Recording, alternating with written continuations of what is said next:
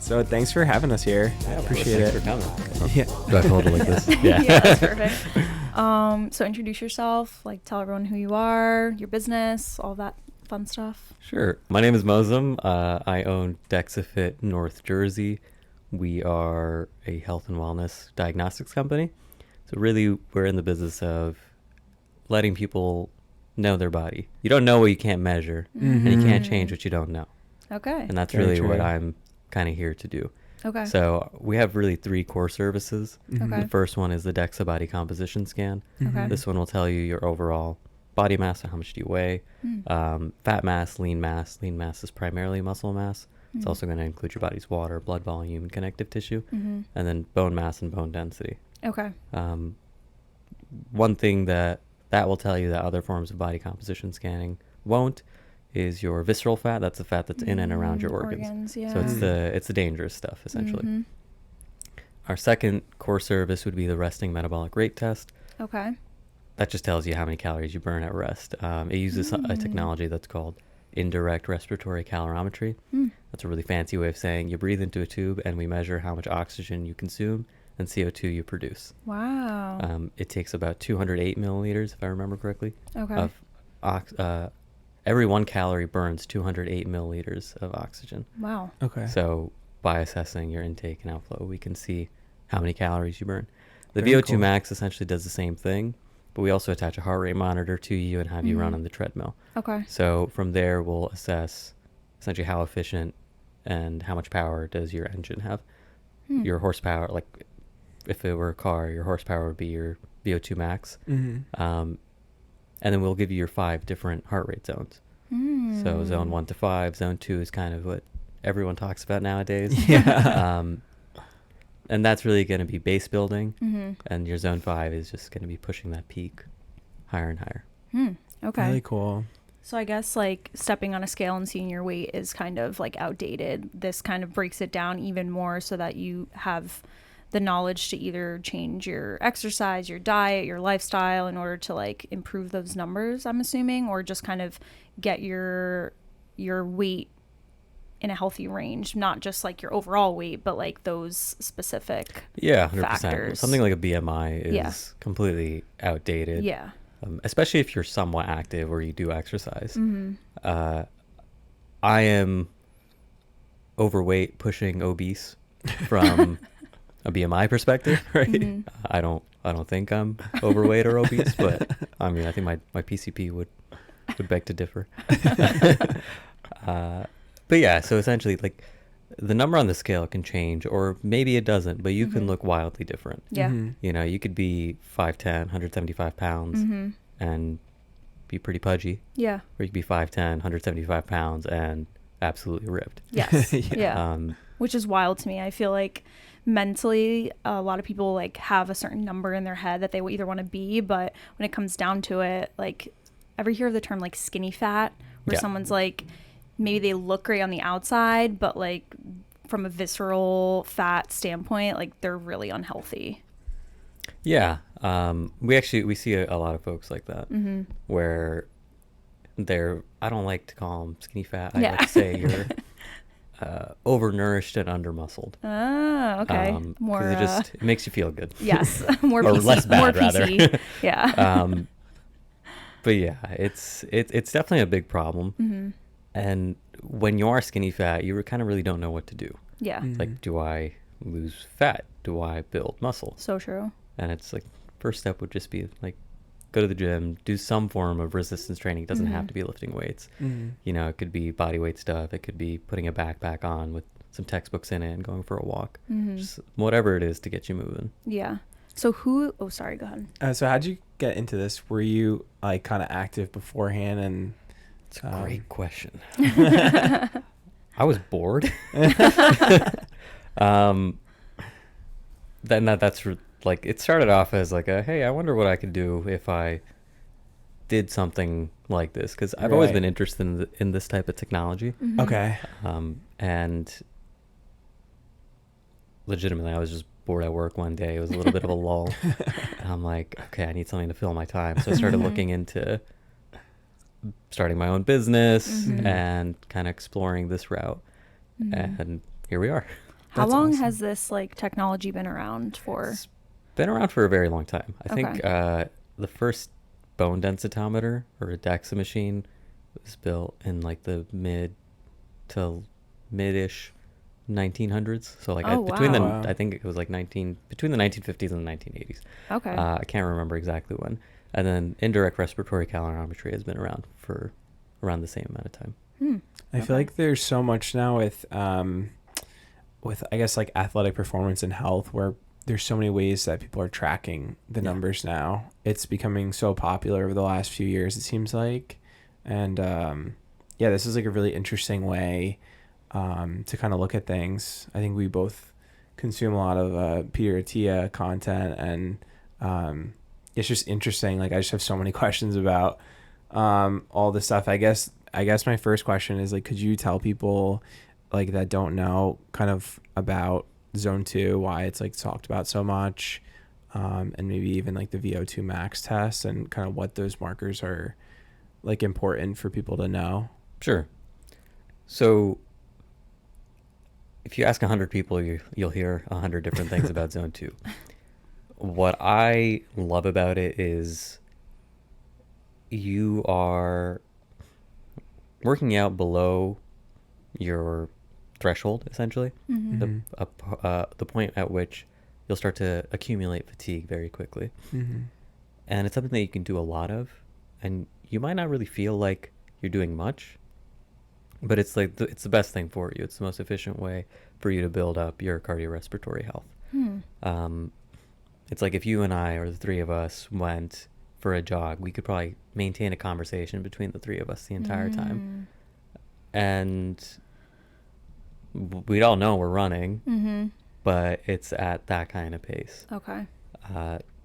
Why is it important?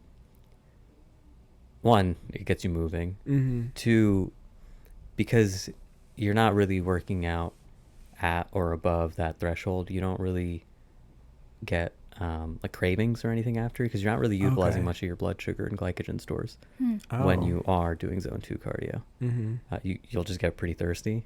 And yeah, I think those are kind of the big things about it. And like you mentioned, it's like really the most efficient way to build up your cardio. Yeah. Interesting. Okay. So I feel like a lot of the time people feel like they need to be a marathon runner in order to be in fit cardiovascular health, when in reality it's like either going a brisk walk, a jog, like Exactly. daily to kind of upkeep that, rather Yeah. than like the intensity doesn't always have to be there in order to get the benefits. 100%. Yeah. Yeah, I could not have said that better myself. Yeah. What kind of people do you have coming in here? I'm so curious. Like, is it your average Joe? Is it someone that is like ripped? Is it college athletes? Is it a All mixed of the above. bag? Okay. We had a retired professional sports player Wow. and 2 current come in today, Okay. oddly enough. And then, we've had people who are around 350 pounds who are just like, I just lost 100 pounds and I want to lose more, and I just kind of want to know where I am. Okay. And everyone in between. Yeah. I've been trying to figure out the trends, and I can't. It seems like as people lose more and more faith in our healthcare system, which, I mean, it sucks. And you can't spend as much time as you want with your doctor, and your doctor can't spend as much time as he or she wants with you. Yes. We're looking towards other avenues to really learn what we can about our bodies and how we can improve. Mm-hmm. Yeah. And I think that's why I can't really say a specific type of person is coming in, Mm-hmm. because everyone is at some degree interested in their own health. Yeah.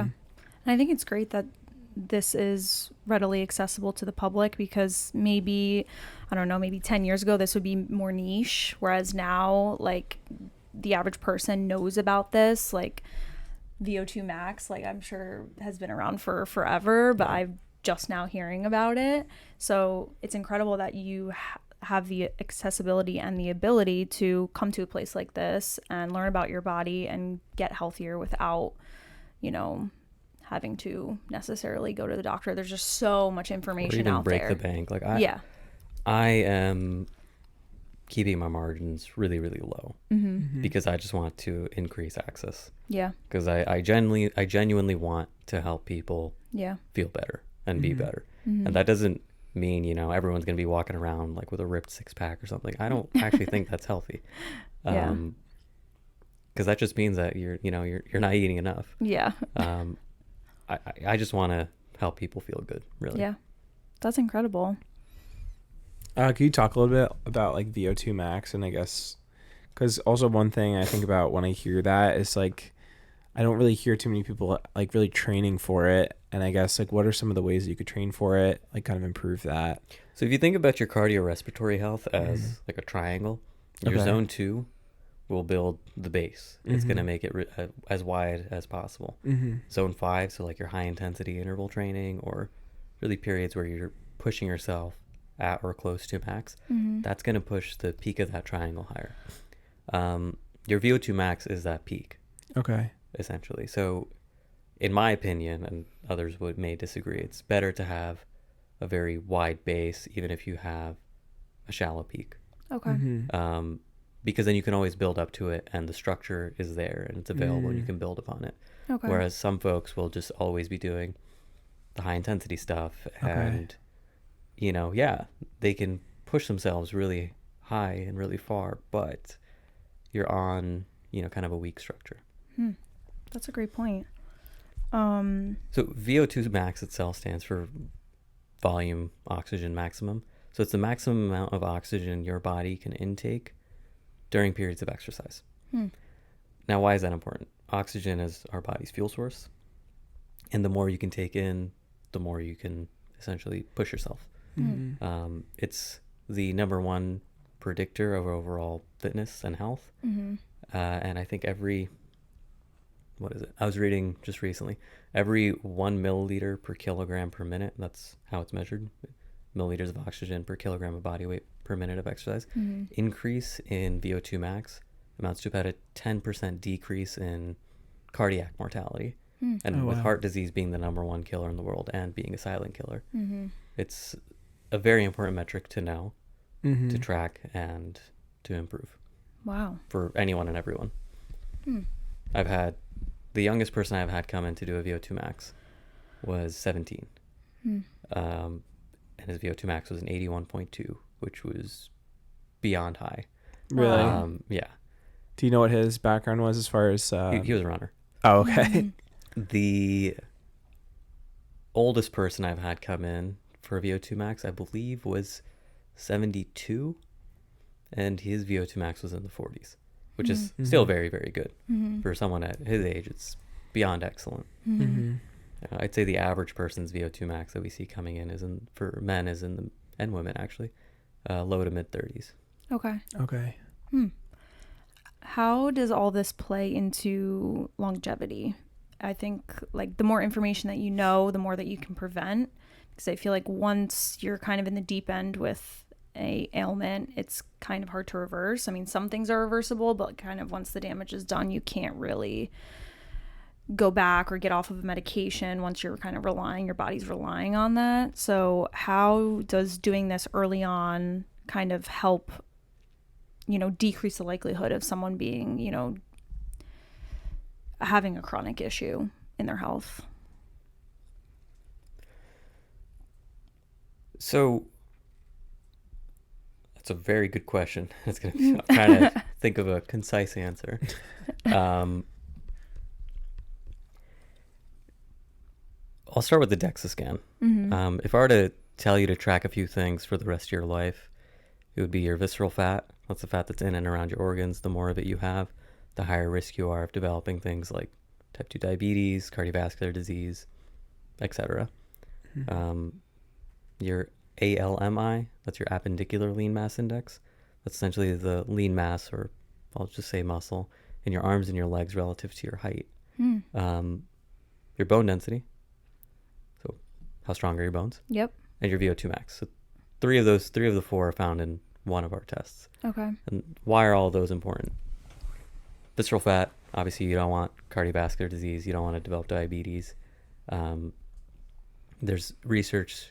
We don't know if it's the chicken or the egg right now, but if you have higher visceral fat, you're more likely to suffer with depression or anxiety. But do you have depression and anxiety? Is that why you're developing the visceral fat or gaining the visceral fat? Or is it because you gained the visceral fat that you develop those? Okay. Either which way, you're more than likely relatively inactive or experiencing high stress, poor sleep, etc. Your ALMI, your appendicular lean mass index, that's like an ease of life measure. The higher it is, the easier time you have getting up, sitting down, moving around.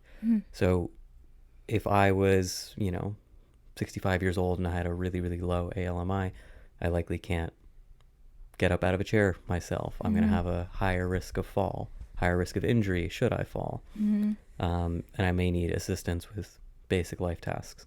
So the higher that is, the less likely those things are. Bone density, obviously, you don't want to break any bones. My wife's an OBGYN. She told me that I think it was 30% of postmenopausal women who fall and break a hip pass away within 1 year. Wow. Which is a terrifying statistic if you really think about it. It's crazy. And one thing back to the ALMI, leg strength is inversely correlated with mortality. So the stronger your legs, the lower risk you are of dying. And I mean, apart from just being able to get up, move around, and be self-sustaining, it's a huge social aspect. Once you stop moving, you can't see your friends as much. You can't go around and do things. You can't do what you love. And our physical health and our mental health are much more related than many people want to believe. And I think that they go hand in hand. Yeah. If one deteriorates, the other one will as well. Definitely, yeah. And the last thing being your VO2 max, because again, it's just measuring how efficient is your body's engine. Wow. Yeah, those are all great points.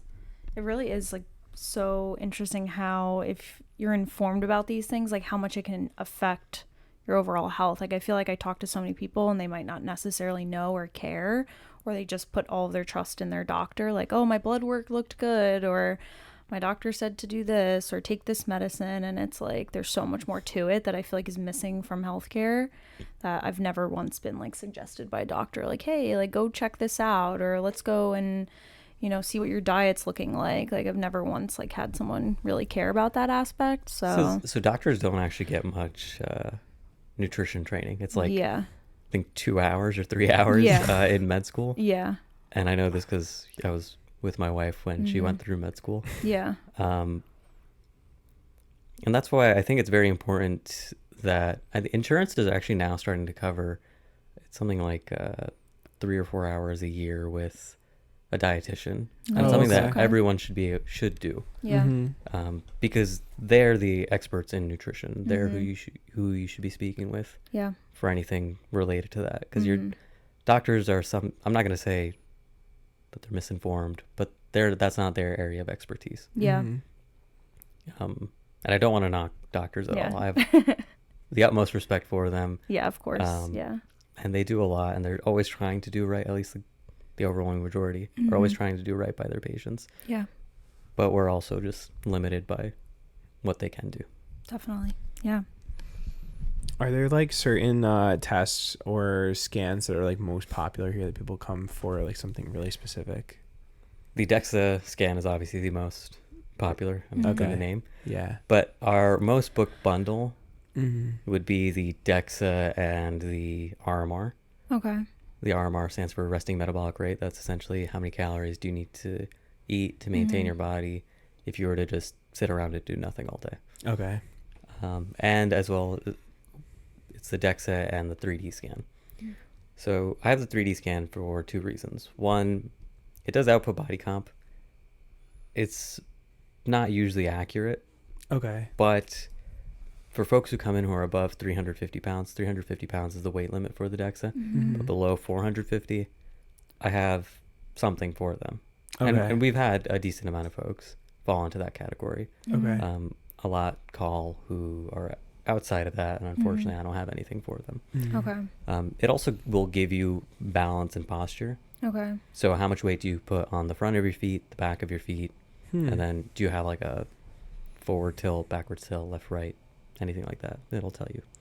Wow. What is that information like important for? Is it to like so that you can correct yourself if you're overstressing certain joints or parts of your body? Yeah, exactly. Yeah. So let's say you do a DEXA and a 3D scan, and the DEXA shows that, you know, you have your right arm has like a pound more of lean mass than your left. One, with the 3D scan, you could see just visually what the different circumference is for between your left and your right arm. Mm-hmm.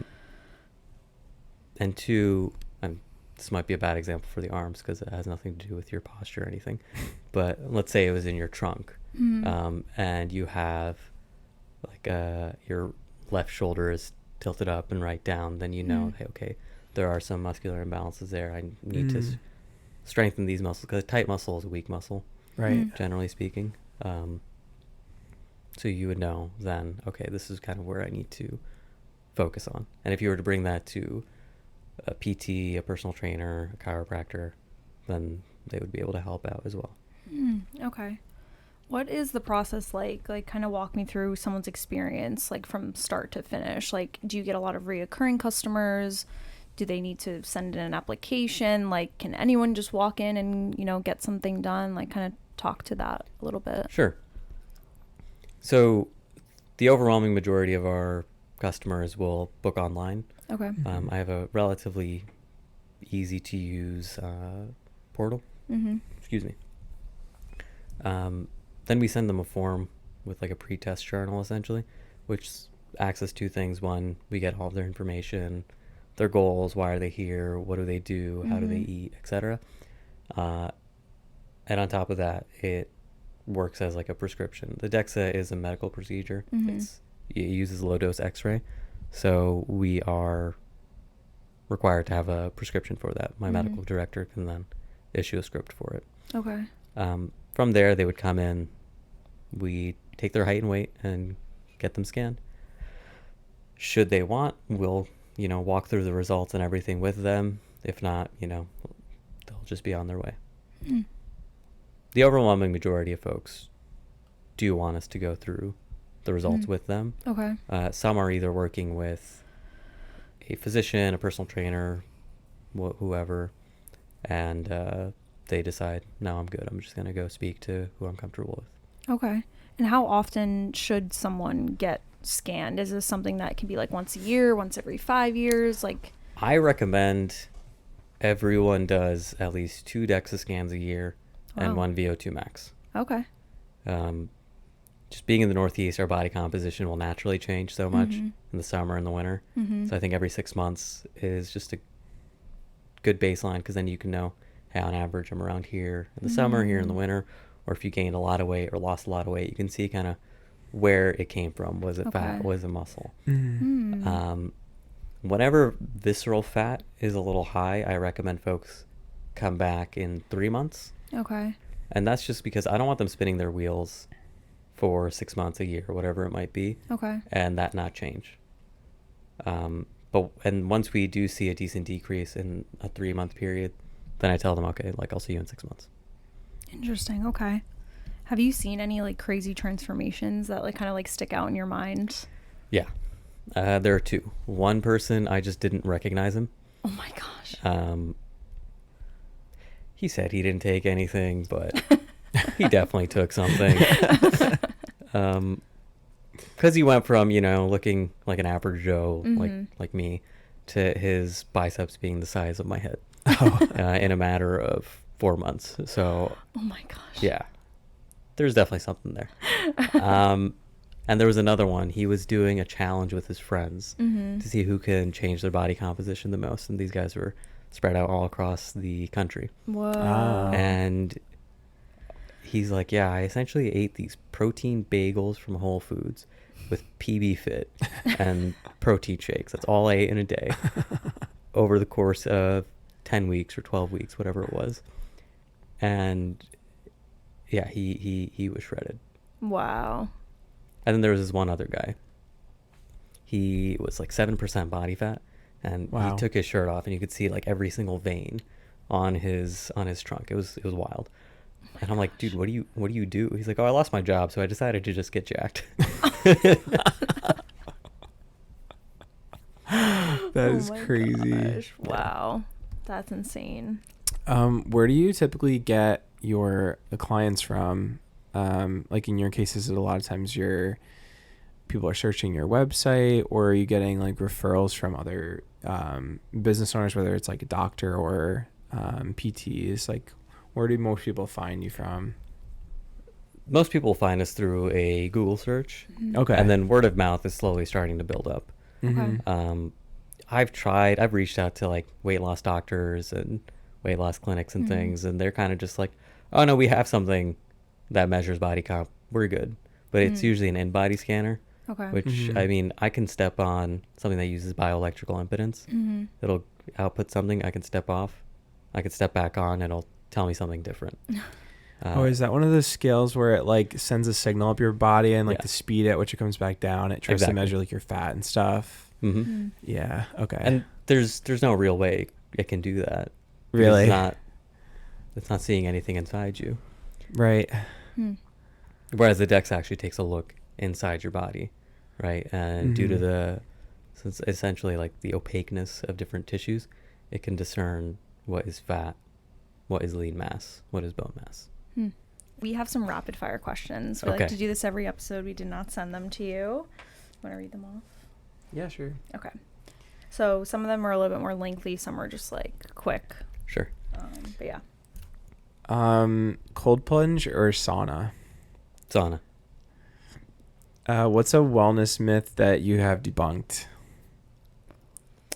Your skeleton does not weigh much. You're not big bone, you're just fat. Oh my gosh, I love that. Not non-negotiable morning routine or habit for you.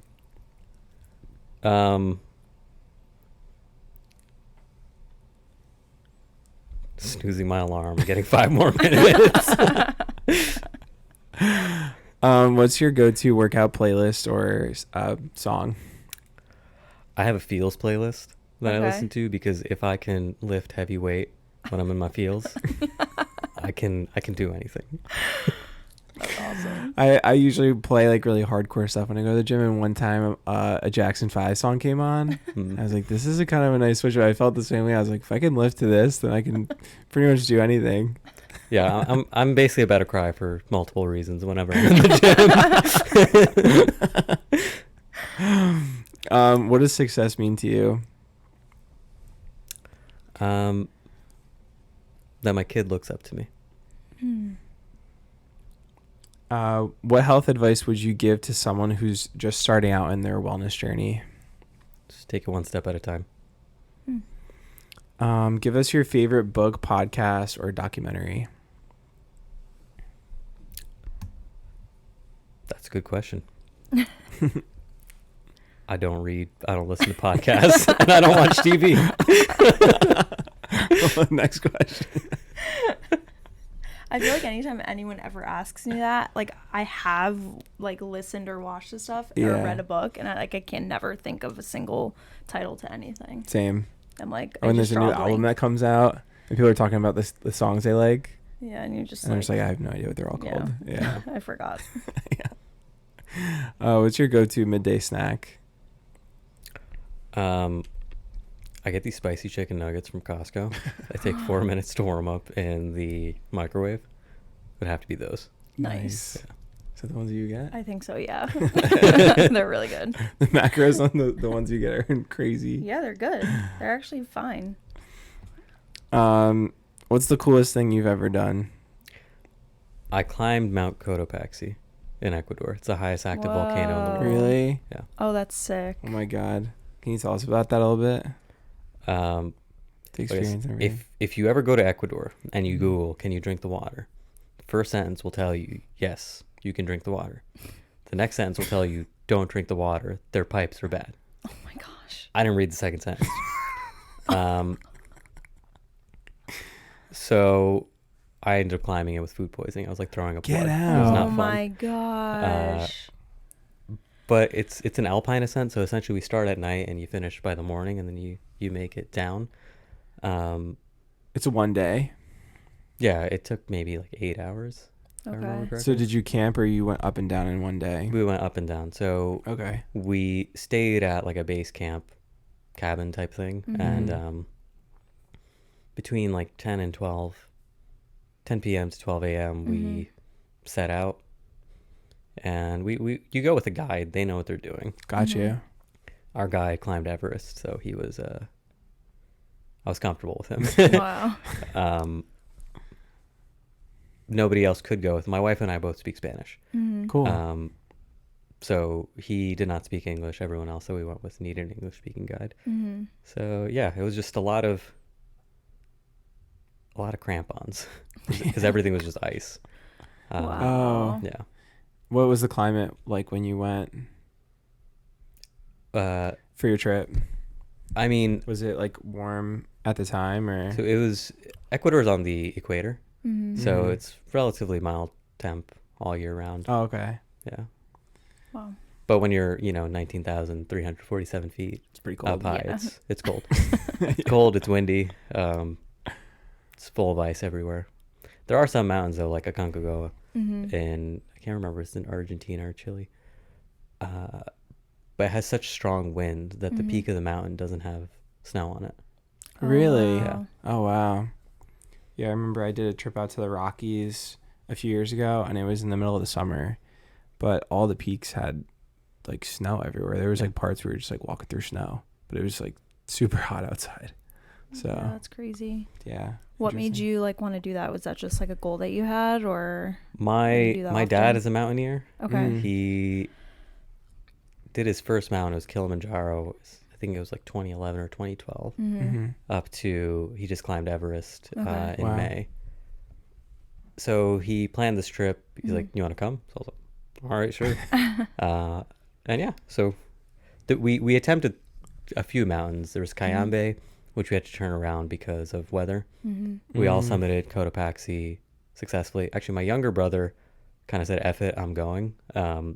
And he kind of ran to the top of the mountain, then came back down for Cayambe, Oh my where God. the rest of us turned around because Mhm. we didn't want to deal with that. Mhm. And then Chimborazo. Chimborazo is the highest peak in Ecuador, and it's the closest place on Earth to the sun, Oh, despite not being wow. the highest elevation, just due to the one, it being on the equator, and two, the just curvature and the bulge of the Earth, because it's not a perfect sphere. Oh, Wow. interesting.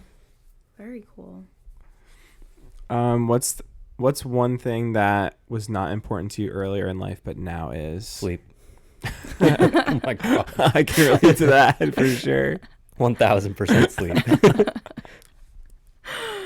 Nice. I think that was all of them, right? Yeah, that's everything. Cool. Perfect. So we'd like to end off kind of like giving your advice, just kind of leaving off on any piece of advice that you have for someone either looking to get into this field or just in general, like to entrepreneurs, or any life advice that you have. No one knows what they're doing. You just got to do it. It's so true. I think that's one thing I realized when I Mhm. started a business, Mhm. when I became a dad, Mhm. when I got married. Mhm. Like, no one knows what the hell's going on. We're kind of just all winging it, and that's Yeah. kind of what you have. You don't get analysis paralysis. Mhm. Can't say that. Because you could be sitting there trying to make the perfect decision, but the Mhm. person who didn't was just like, all right, let me try this. It didn't work. Let me just try some other thing. They're Mhm. gonna be 10 steps ahead. Yeah, you were just talking about that the other day, right? Mhm. With it was like, Yeah, there's like an interesting Alex Hormozy video about, he was just basically explaining what you explained, where he had like a lot of success earlier in life, and people would always ask him like how he reached such a high levels of success at such a young age. And what he said was like, where a lot of people are spending a week to make a decision, I make that decision in a day. And if you compound that over time, the rate at which you can, succeed, fail, and then learn and continue on is like going to be a lot faster. Yeah. Just in general, like Yeah. And that's something I definitely struggle with. I was telling her the other day, like, I'm a big analyzer. She's the opposite. So she will just like, she thinks of something, she'll just do it. Mm-hmm. And I have to like think of every angle. It'll take me 2 weeks before I do anything. So Yeah. yeah. So I'm like both. When I decided to start this business, it was like end of October, beginning of November. Mm-hmm. In November is when I formed the LLC, so I guess it was November. Mhm. And then I opened up in February, so Okay. very, very tight turnaround. Yeah. Wow. But I was just kind of like, all right, I'm going to do it. Mm-hmm. Let's go. But Yeah. then I wouldn't be able to sleep at night because I'd be doing any and every analysis under the sun Yeah. to try and figure whatever it is out. Yeah. Yeah. It's tough. I mean, there is rules to business, but there's also not. Like, there's a lot of ways that you can do something. And, you know, I think it's great to like also lean on other people. There's a lot of people that have been in your position before. So it's nice to kind of like get an idea of like the mistakes that people have made in business and kind of go from there. That's actually a big thing. If I were to go back and do it again, I would probably pull in a partner because it's a lot to do on your own. Yeah, Mm. it is. Yeah, it's so true. Yeah. I just had a conversation with someone about that yesterday because, like, I think partnerships sometimes get a bad rap because people say, like, you're getting married to someone. Basically, you have to legally join on this thing. And if it doesn't work out, you got to legally separate and everything. Yeah. But the great thing about partnerships is, like, you could find someone that has skills that you don't and you can complement each other that way. And, yeah, I think that's a great way to be in business as well. Yeah. Yeah. And I mean, your competition's always going to be giant groups of people. Yeah. Like, why try and fight them alone when you can do it with your own team? Yeah. Yeah, that's very true. Yeah. I guess that's a good segue then. How can people find you? Website, email, address, like literally all the information. Website is DexaFitNJ.com. Our Instagram is DexaFitNJ. And if you Google DexaFit NJ, you'll see our Google business page or whatever. And cool. Yeah, you can find everything there. All right. And they can book online and all of that. Yep. Okay. Everything awesome. is self-serve on the website. Okay, cool. Awesome. Well, thank you so much for having us. Thank this you was so a much lot for of fun. coming, Yeah, it was nice awesome. meeting Thank you for having me you. on You your have a show. really, really cool business. We were very, very excited to talk to you and to see your place. Yeah. All right, bye. See ya. Yeah.